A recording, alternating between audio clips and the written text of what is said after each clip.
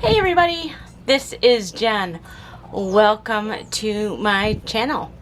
So today I want to take you around the homestead and show you what's going on since spring is trying to spring. Find out more right here on Garden Jen's Journey.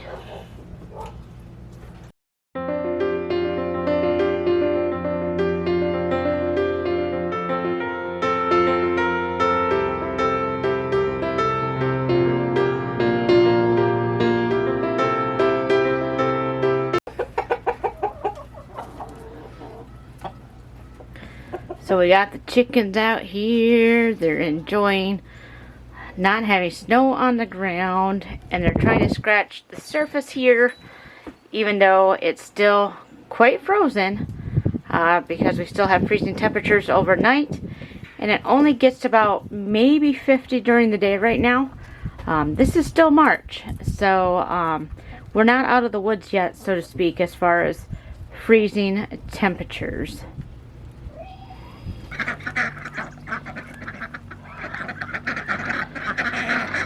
Our duck clan, they're enjoying this soppy mess.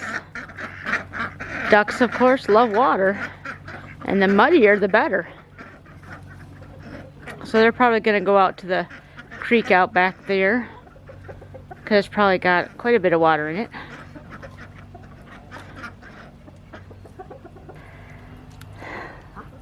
This is the time of year that I don't particularly like where we have our chickens, and one of the reasons we free range.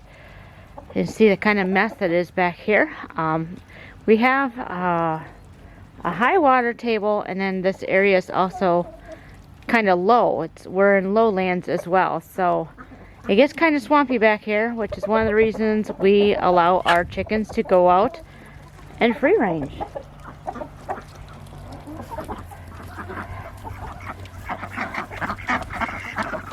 See the one chicken out there in the field all by herself, which is not good.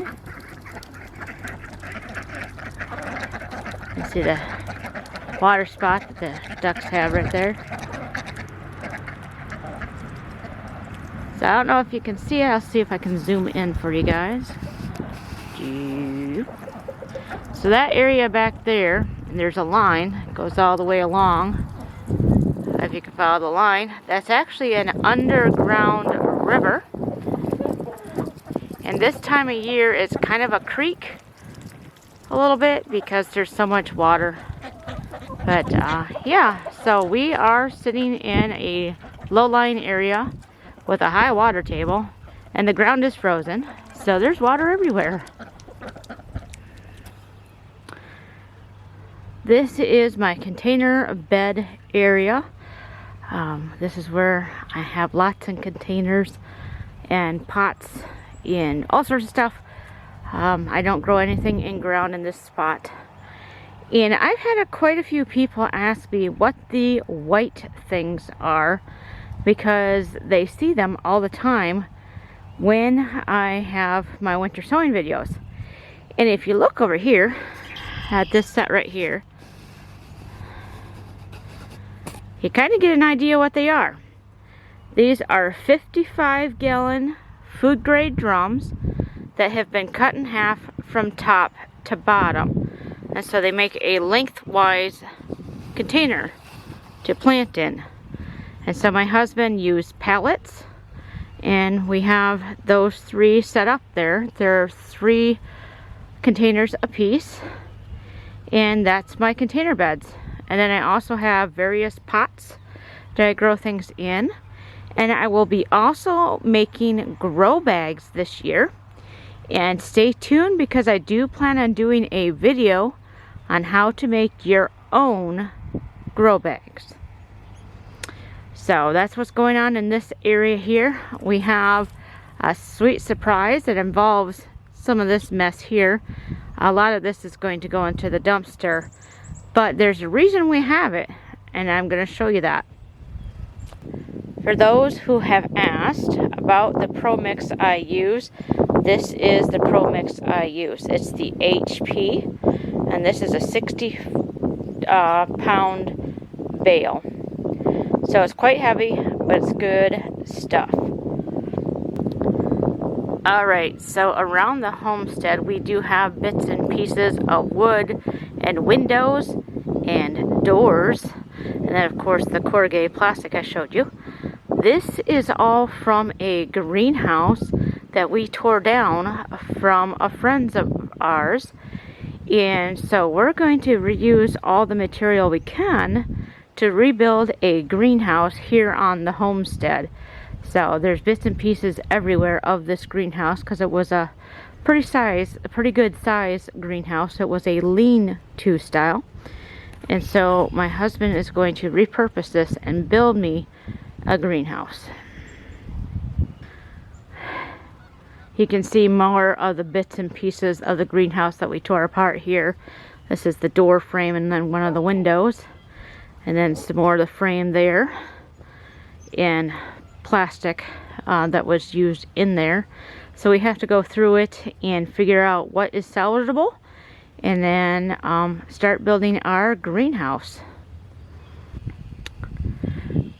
Alright, so we are in the main garden area, or what has been my main garden area for the past 7 years, and it's looking kind of quiet right now. Like I said, the ground is still frozen. So I really don't expect to see anything popping out of the ground. My tulips haven't even come up yet because the ground is still frozen. But it's good just to look through here and see if maybe the roses are starting to produce some new leaf nodes or something like that. And also just to get an idea of how I want to move ahead with this garden space. If you guys are new to the channel, this particular garden space, it's going on its 7th year rest, what we call a sabbatical year for the garden. After working the ground for 6 years, we let it rest on its 7th year. So there's not going to be any planting of any new crops in this space. The perennials will be the only thing that is growing here. And then anything that accidentally grows, so to speak, whether it's like bean pods that might have fallen off the trellis or seeds that the birds bring along. I'm not going to be planting anything here, but if the Lord does, you know, this is His garden. So that's what we do on the 7th year. We just let it rest. These trellises are going to come down because I'm completely redoing my garden space. My husband is doing a cattle panel greenhouse. That's kind of what we're doing. At least one of them, and then we'll go from there on another type of greenhouse. We'll see. And I will bring you guys along as we build that greenhouse so you can kind of see what's going on. You can see the winter sown containers I have going on so far. These are all cold crops. I do not have any warm crops out yet. I will be getting to those soon. So even though it's been warmer, these guys still have not sprouted yet. Their jugs are actually still frozen. Like I said, it's been getting maybe 50 degrees in the last couple days, but it's still well below freezing at night. So it's not warm enough for the jugs to start thawing and for those seeds to start germinating just yet. This trellis is going to stay here because my hollyhocks grow here and they need the support because we get really high winds. And so we tie them against the trellis so they don't get knocked over by the winds. So this trellis will stay here.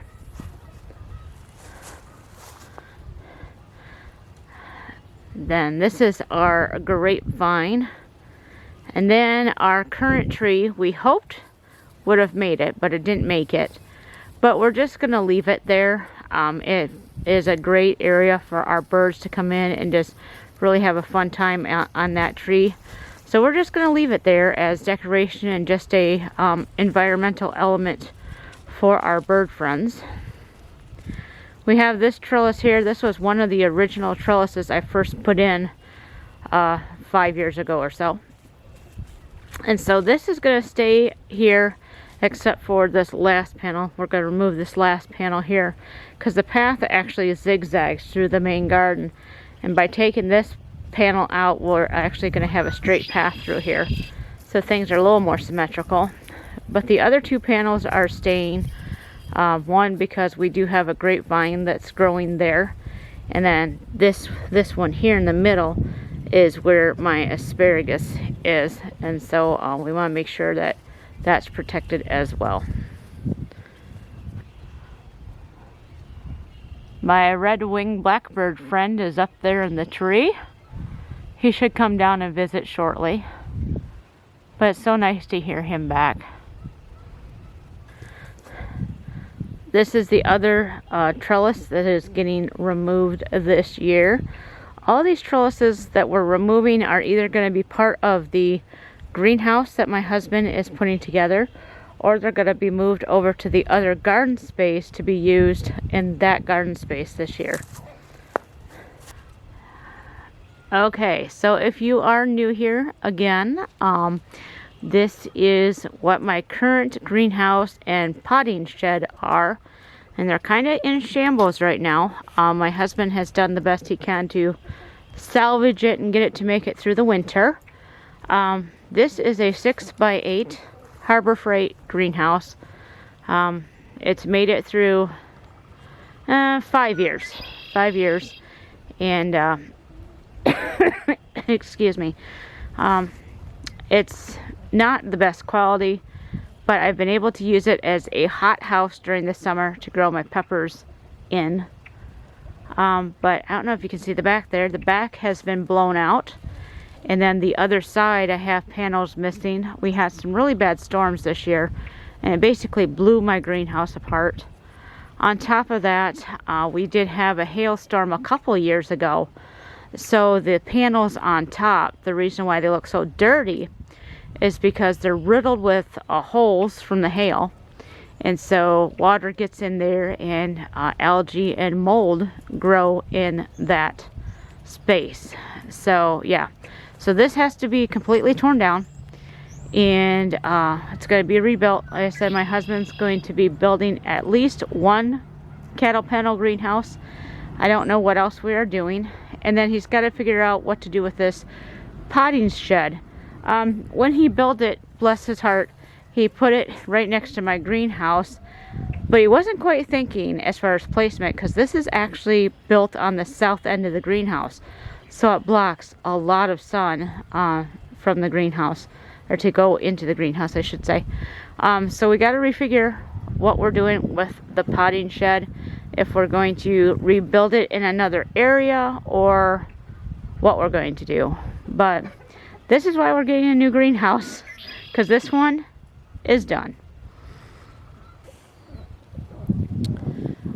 So we sure have a lot that we're getting ready to do here on the homestead this year. And I'm going to try my best to fill you in on those projects as we do them. It's been a little difficult to do because my husband and my son are both camera shy. And so trying to capture the moments that we actually build something or do something on the homestead's been a little rough. But I got their permission this year to go ahead and include them, so you can actually watch us build some projects and get some of our garden stuff ready to go. So I will be sure to at least try to get you guys more involved on how we get our homestead set up for the gardening season. I thank you so much for being with me today and just seeing what's going on as spring is starting to spring around here. It hasn't completely sprung yet, but we're getting close. I'm thankful for the warmer days. It's really nice, especially after days and days of single digits with the cold and things like that. So I'm very excited, and I hope you guys are too. If you haven't already, I'd ask you to click that subscribe button down below so you can stay with us as we continue on this homesteading journey. And I hope that wherever you are, you're wonderfully blessed. So until next time, everybody, bye-bye.